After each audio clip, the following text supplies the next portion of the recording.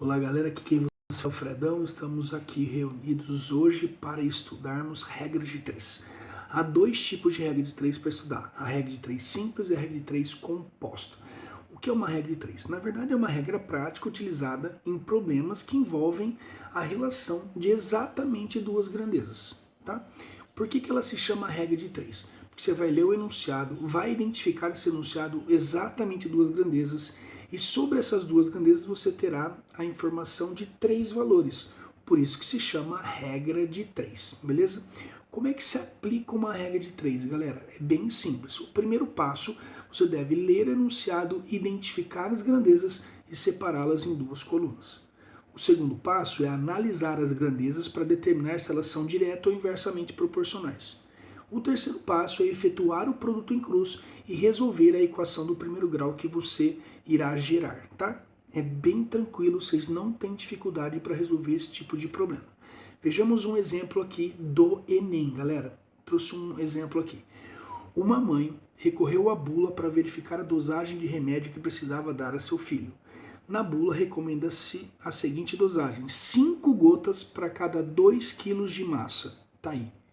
Gotas e massas são grandezas. Já até separei aí, ó, gotas e massas. São duas grandezas. Eu consigo contar o número de gotas, consigo contar o número de massa, né? Isso quer dizer grandeza. Grandeza é tudo aquilo que a gente consegue contar. A mãe vai dar 5 gotas para a criança a cada 2 kg de massa da criança. Se a mãe ministrou corretamente 30 gotas de remédio a seu filho a cada 8 horas, então a massa corporal dele é de quanto? Vamos preencher a regra de 3? São 5 gotas para cada 2 quilos. Tá vendo que eu estou separando em duas colunas? A mãe deu 30 gotas de remédio? 30 gotas. 30 gotas. Qual será a massa? X. Tá vendo? Separei as duas grandezas em duas colunas. E agora? Agora eu devo analisar se elas são direta ou inversamente proporcionais. Como é que eu faço isso? Lá na coluna que você tem a variável, você coloca uma seta, não importa se para baixo ou para cima, é simplesmente uma seta. Essa seta que eu pus para cima aqui não significa que está aumentando nada e muito menos diminuindo, é só uma seta. O que eu vou analisar? Eu vou analisar assim, gotas e massa. Quanto maior a massa, maior a quantidade de gotas do remédio. Se uma aumenta, a outra aumenta também, são grandezas diretamente proporcionais. Quanto menor a massa, menor a quantidade de gotas. Quer dizer que se uma diminui, a outra diminui também. Se elas são grandezas diretamente proporcionais, as setas têm que ter a mesma direção. Se lá na variável eu coloquei uma setinha para cima, na outra coluna eu deverei colocar uma setinha para cima também. Beleza? E agora? Agora é montar as frações. Como é que eu faço para montar as frações antes de multiplicar em cruz? Vai lá onde você tem a variável.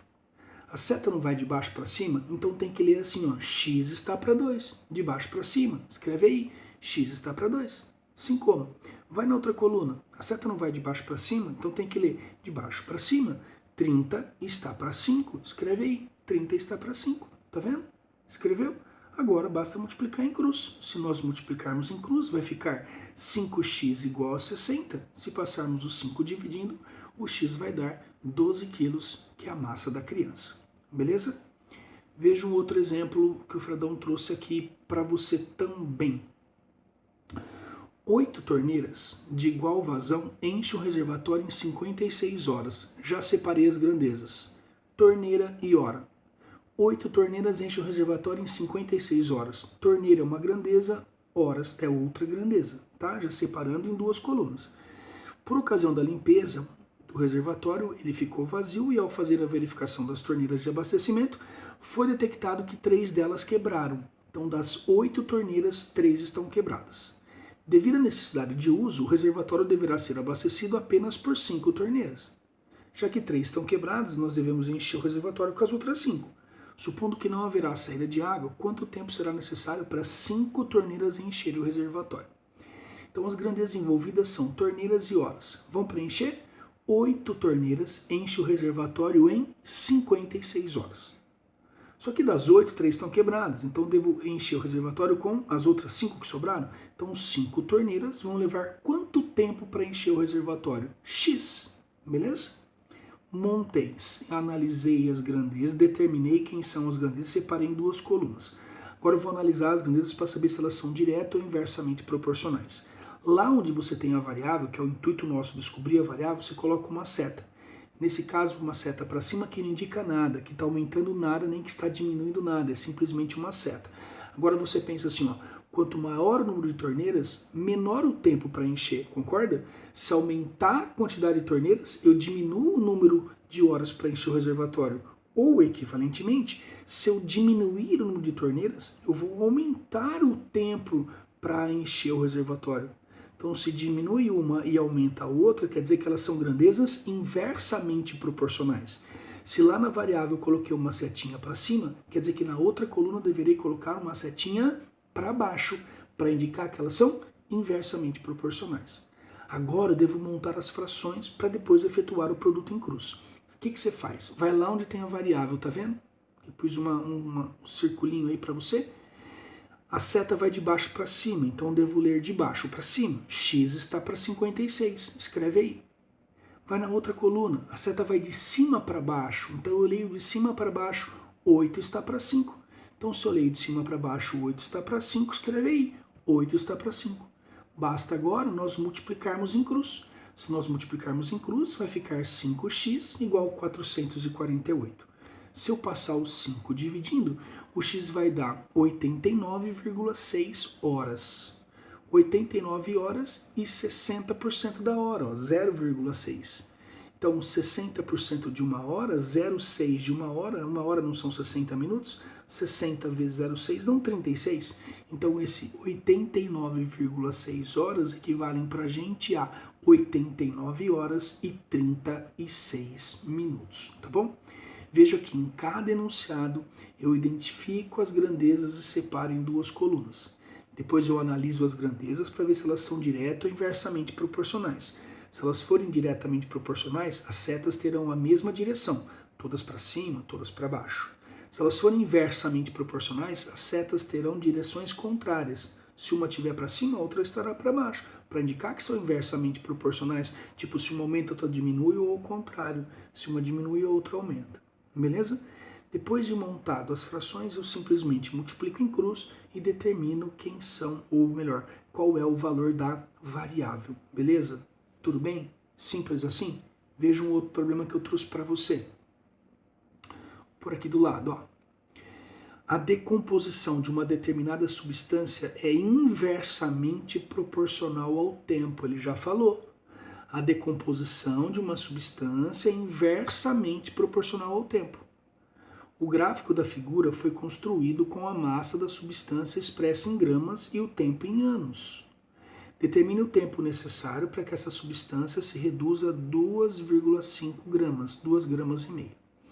Então, quais são nesse enunciado as duas grandezas? Tempo e massa. Agora, ele não deu os valores, Fredão. Veja o gráfico. Se eu pegasse esse pontinho do gráfico aqui, o que ele corresponde ou ele indica? Que a massa é 20 gramas, enquanto o tempo é 10 anos. Então preenche aí, ó, tempo, 10 anos. E a massa da substância, 20 gramas. Ele quer saber qual vai ser o tempo, determine o tempo necessário para que a substância reduza a 2,5 gramas.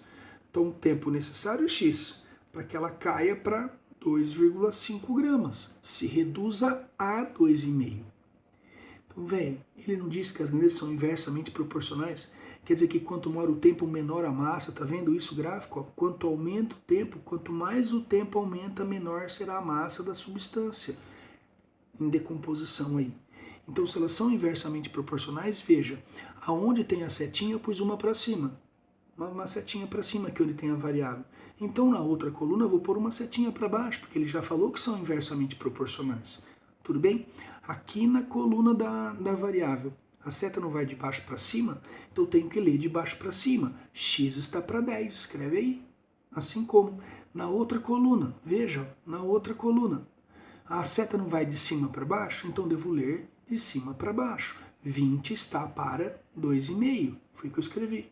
Multiplique em cruz, 2,5x vai ser igual a 200, passe o 2,5 dividindo, 200 por 2,5 vai dar 80 anos. Então, para essa massa se reduzir a 2,5 gramas, nós teremos que ter 80 anos para que isso aconteça, tá? Então essa questão da Federal do Rio de Janeiro, top, de boa, beleza? Usando duas grandezas, portanto regra de 3 simples. Nesse caso, regra de 3 simples e inversa, viu aí? Combinado? Agora, a maior preocupação da galera é com a chamada regra de 3 composta. É uma regra prática utilizada em problemas que envolvem a proporção de 3 ou mais grandezas. E como é que eu resolvo? Da mesma forma que a regra de 3 simples. Leia o enunciado, identifique as grandezas e separe-as em colunas. Segundo passo, analise as grandezas para saber se elas são direto ou inversamente proporcionais. Terceiro passo, monte as frações e resolva a equação, tá bom? Efetue os cálculos. Não tem que ter nenhum tipo de neurose para resolver regra de 3 composta, confia em mim. Vamos para a lousa. Ó, peguei um exemplo aqui, ó. Deixa eu trazer o quadrinho para cá. Uma confecção possuía 36 funcionários, alcançando uma produtividade de 5.400 camisetas por dia, com uma jornada de trabalho de 6 horas por dia. Então veja, 36 funcionários produziam 5.400 camisetas trabalhando 6 horas por dia. As grandezas são funcionários, camisetas e horas. Ele fala assim: entretanto, com o lançamento da nova coleção, de uma nova campanha de marketing, o número de encomendas cresceu de forma acentuada, aumentando a demanda diária para 21.600 camisetas. Buscando atender essa nova demanda, a empresa aumentou o quadro de funcionários para 96. Então veja, 36 caras produziam 5.400 camisetas, trabalhando 6 horas por dia. Você percebe que existem aqui 3 grandezas envolvidas? Funcionário, número de camisetas produzidas e horas trabalhadas por dia. Por isso que é chamada de regra de 3 composta. Aí ele fala assim, uma nova coleção e uma campanha de marketing fez aumentar muito as encomendas. Então, 96 funcionários agora deverão produzir 21.600 camisetas. A pergunta é, quantas horas por dia eles vão ter que trabalhar para dar conta dessa nova demanda? O que eu fiz? Separei as grandezas aqui, ó, funcionário, camisetas e horas. E vou preencher 36 funcionários, trabalhando 6 horas por dia, produzem 5.400 camisetas, tá vendo? Agora, 96 funcionários para produzirem 21.600 camisetas deverão trabalhar X horas por dia. E é esse X que eu preciso descobrir. Bom, já que é o X que eu quero, a variável que eu quero é ela que manda em tudo nessa resolução. Você vem aqui onde tem a variável e coloca uma seta. Nesse caso, pus uma seta para baixo. Significa que está diminuindo alguma coisa? Não, não significa que está diminuindo nem aumentando nada. Significa que é só uma seta. Agora, eu vou comparar o número de funcionários com a minha variável. 36 funcionários, para dar conta do recado, trabalhavam 6 horas por dia. Se eu aumentar o número de funcionários para fazer esse rolê, eles podem trabalhar menos horas por dia. Se eu aumento o número de funcionários, eu posso diminuir a carga horária desses caras. Aumenta uma, diminui outra, são grandezas inversamente proporcionais. Veja que eu estou comparando funcionário e horas. 36 funcionários para fazer o rolê, não importa qual é o rolê. Nesse caso é produzir camiseta, mas não importa. Eu estou comparando funcionário com horas. Então 36 funcionários para fazer o rolê tinham que trabalhar 6 horas por dia. No entanto, se eu tiver 96 funcionários, se eu aumentar o número de funcionários, eu posso diminuir o número de horas trabalhadas. Aumenta um, diminui o outro, são grandezas inversamente proporcionais. Se na variável eu tenho setinha para baixo, no número de funcionários vou pôr uma setinha para cima, para indicar que elas são inversamente proporcionais. Agora eu vou comparar o número de camisetas com as horas trabalhadas por dia. Pensa assim, ó, para produzir 5.400 camisetas, a galera tem que trabalhar 6 horas por dia. No entanto, se tiverem que produzir 21.600 camisetas, elas vão ter que trabalhar mais ou menos horas. Mais, né? Se aumenta o trabalho, tem que aumentar a carga horária. Ó, elas produziam 5.400 camisetas. E para dar conta do recado, tinham que trabalhar 6 horas por dia. Agora imagina, para produzir 21.600 camisetas, elas vão ter que trabalhar muito mais. Aumenta o trabalho, aumentam as horas. São grandezas diretamente proporcionais. Então, se lá na variável eu pus uma setinha para baixo, aqui nas camisetas eu deverei pôr uma setinha para baixo também. Beleza? E agora? Agora é separar a variável. vem aqui na coluna da variável. Tá vendo? A seta vem de cima para baixo, então tenho que escrever a fração de cima para baixo. Vou escrever assim, ó, 6 está para x, tá vendo? 6 está para x. Assim como, por que você isolou a variável? Porque é uma equação, é letra para um lado, letra para o outro. Nas outras duas colunas não tem letra, então a letrinha, a variável, tem que estar isolada. Montou a fração da variável, iguala, para isolar ela. Agora vem, olha essa coluna dos funcionários. A seta não vai de baixo para cima, então tem que ler de baixo para cima. 96 está para 36. Vezes, na camiseta a seta vem de cima para baixo, então eu leio de cima para baixo. 5.400 está para 21.600. Pronto, vamos fazer essa continha. 6 está para x, assim como 96 está para 36. Eu poderia dividir em cima e embaixo por 12, vão dar 8 terços. 5.400 dividido por 21.600, eu posso dividir em cima e embaixo por 5.400 e vai dar 1/4. Pronto, simplifiquei as frações. Agora é só multiplicar em cruz. Se nós multiplicássemos essa parada em cruz, ficaria x igual a 9. Quer dizer que para dar conta dessa nova demanda, os funcionários deverão trabalhar 9 horas. Antes trabalhavam 6 horas, agora devem trabalhar 9 horas por dia. Beleza? É nóis? Veja um outro exemplo aqui. Um grupo de 4 serralheiros com o mesmo rendimento fabrica determinado número de grades em 15 dias. Então as grandezas são serralheiros, número de grades e número de dias. 4 serralheiros produzem um determinado número de grades em 15 dias. Quantos serralheiros a mais de igual rendimento devem ser contratados para que se fabrique o mesmo número de grades em 10 dias? Então eu separei as grandezas: serralheiro, número de grades e número de dias que eles levam para produzir. Vou preencher a regra de 3. Veja, 4 serralheiros para produzir uma quantidade G de grades levam 15 dias. Quantos serralheiros X para produzirem a mesma quantidade G de grades em 10 dias agora? Ele está perguntando assim, quantos caras eu vou precisar para produzir a mesma coisa, só que em menos tempo? O que eu vou fazer?